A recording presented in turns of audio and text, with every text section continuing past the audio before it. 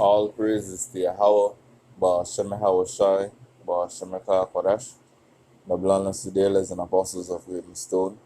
Shalom to the elect, pushing this word in truth and in sincerity, with the hope of receiving mercy of Yahweh, Ba'ashem Shai. Yahweh is the name of the Heavenly Father.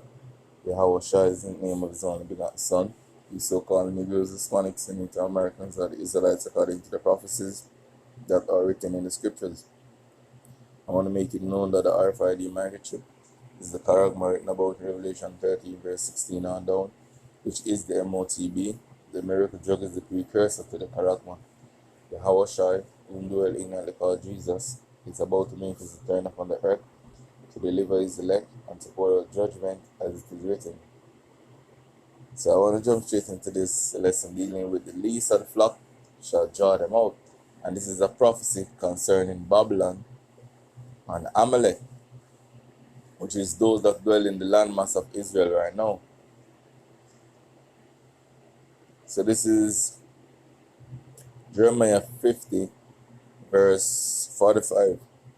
Therefore hear ye the counsel of Yahweh that ye are taken against Babylon, which is America, and his purpose that he had purpose against the land of the Chaldeans. Surely the least of the flock shall draw them out. Surely he shall make their inhabitation desolate with them. And when I look on that prophecy, when I heard the counsel of the Lord have concerning Edom, you learn who is ruling in Babylon. So let's go. This is Jeremiah 49, verse 20. Therefore hear the counsel of Yahweh that he had taken against Edom, and his purpose that he had purpose against the inhabitants of Timon. Surely the least of the flock shall draw them out, which is the Amalekites, which dwelling in the landmass of Israel today. Surely he shall make their inhabitation desolate with them, because those Amalekites that dwelling in the landmass of Israel are going to draw out America to the Third World War, because in the Middle East is one of the main focus points here. That's why it is written in Joel, we get to that 3 verse 9. So proclaim ye this amongst the Gentiles, prepare war, wake up the mighty men. Let all the men of war draw near, let them come up. Beat your plowshare into swords, and your pruning hook into spears. So the things that we go use to agriculture, you see me? The money we use to education, you see me? For the economy, all them things put them into your military, yo. Finance your military, building up new military weapons. Let the weak say, I am strong. Assemble yourselves and come, all ye heathens, and gather yourselves together round about thither. Cause thy mighty ones to come down.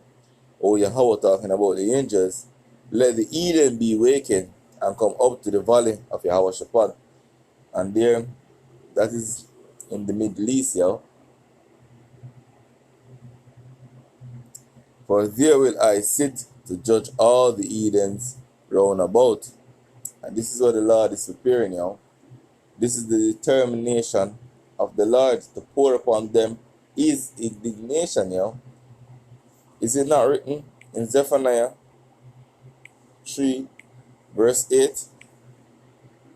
Therefore wait ye upon me, saith Yahweh, until the day that I rise up to the prey. For my determination is to gather the nations, that I may assemble the kingdoms, to pour upon them my indignation. These things are not being taught in the churches. This is the Lord's desire in these last days. Even all my fierce anger for all the earth shall be devoured with the fire of my jealousy. This is what Yahweh Ba'ashem Yahushua is bringing you. Pain and suffering. So let's run this clip.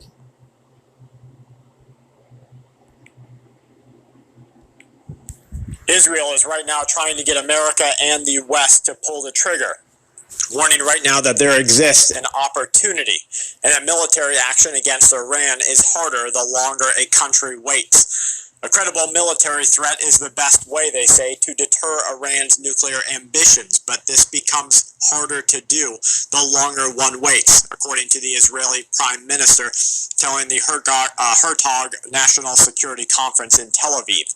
The only thing that has credibly stopped rogue nations, he says, from developing nuclear weapons is a credible military threat or credible military action, according to Netanyahu. You can couple that with the crippling economic sanctions, but that's not a sufficient condition, he says. A necessary condition and an often sufficient one is credible military action.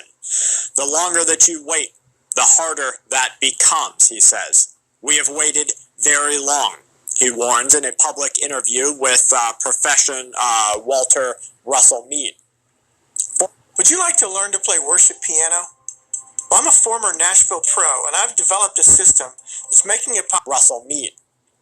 Former U.S. Secretary of State Mike Pompeo, the former U.S. Ambassador to Israel David Friedman. They were at the conference as participants in their readiness to get America to pull the trigger. Historically, Iraq and Syria's nuclear ambitions were thwarted, they say, by Israeli military force.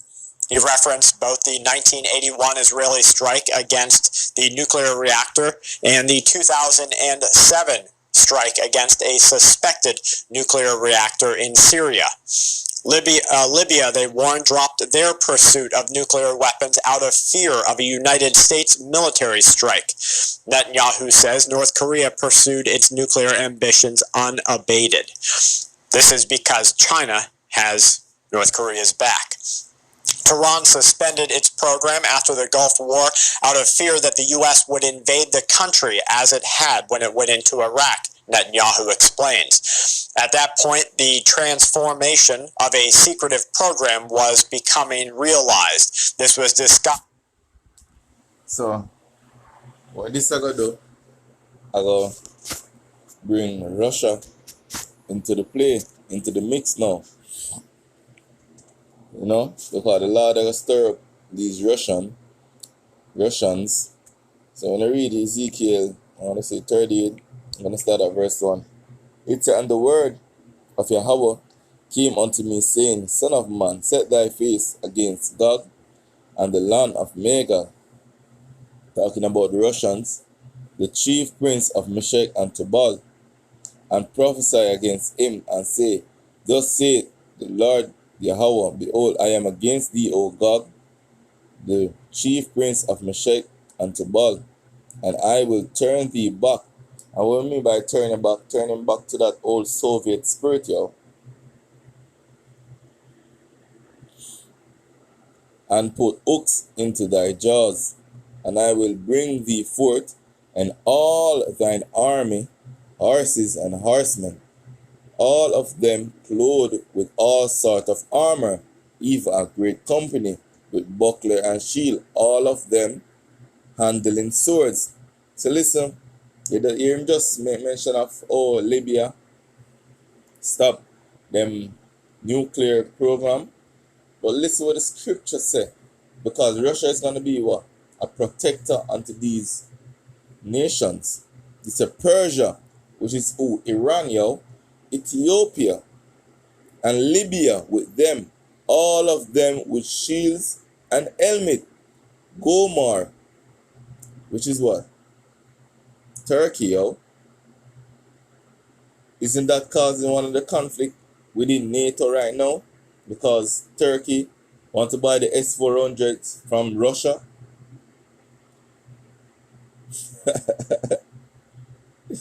And all his bonds, the house of Tagomora of the north quarter, and all his bonds, and many people with thee. Be thou prepared, and prepare for thyself, and thou and all thy company that are assembled unto thee, and be thou a guard unto them. This is what the scripture say, yo. Be a guard unto them. I'm just gonna look up where Gomor is just to make sure, you know. It's supposed to be Turkey, but I'm coming. I'm coming. Screenshot. See it here? Look at this. Right there. Gomor. Right there in the landmass of Turkey. See it here? Thagorma. See it?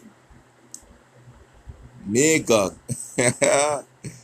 So coming back to the point, these nations come up against Babylon, which is America, and the landmass over there, which is referred to as Israel. So listen to this.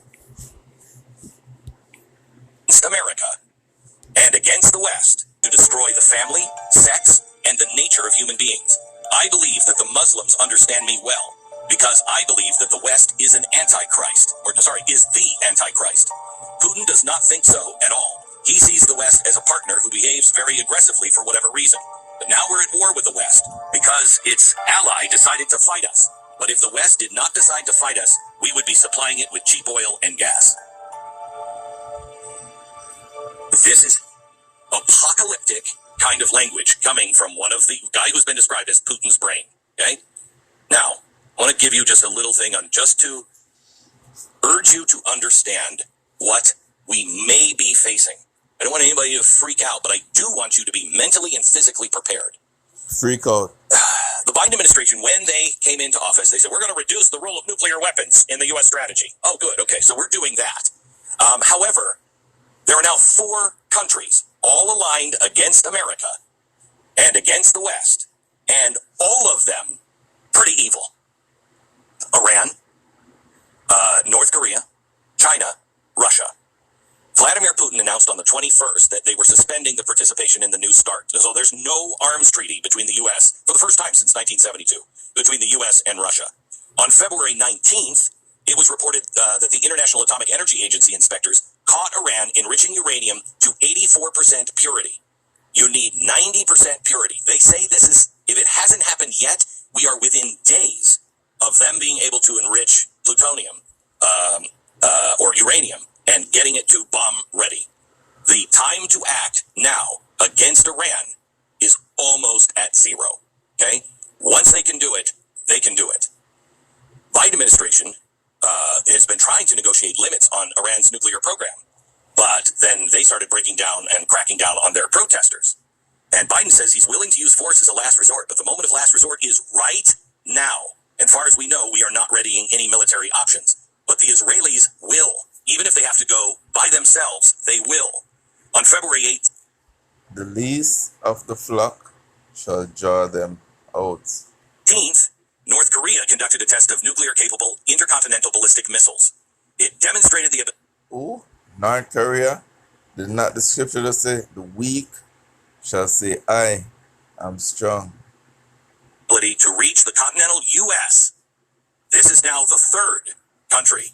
We have Iran, and Iran is now in negotiations with Russia to buy the intercontinental ballistic missiles from Russia, and they'll cap them themselves with their atomic bombs. Okay? So now that's 3. North Korea, as this threat grows, the allies of America are now worried about our credibility, and they're now starting to build their own nuclear arsenals. South Koreans are in strong support of building an independent nuclear force. On February 7th, the Pentagon notified Congress that China now has more ICBMs than we do. John F. Kennedy said in 1962, the only way we're safe is if we are bigger and stronger than everyone else. So that's it, yo. These are the times that we're in. The scripture made mention of that 3rd woe. And it said the 3rd woe cometh quickly. So this is a define, yo. With that I want to say Kalalal, Yahweh, Baal Shem Yahweh Shai, Baal Shem Eka Kodash, Shalom.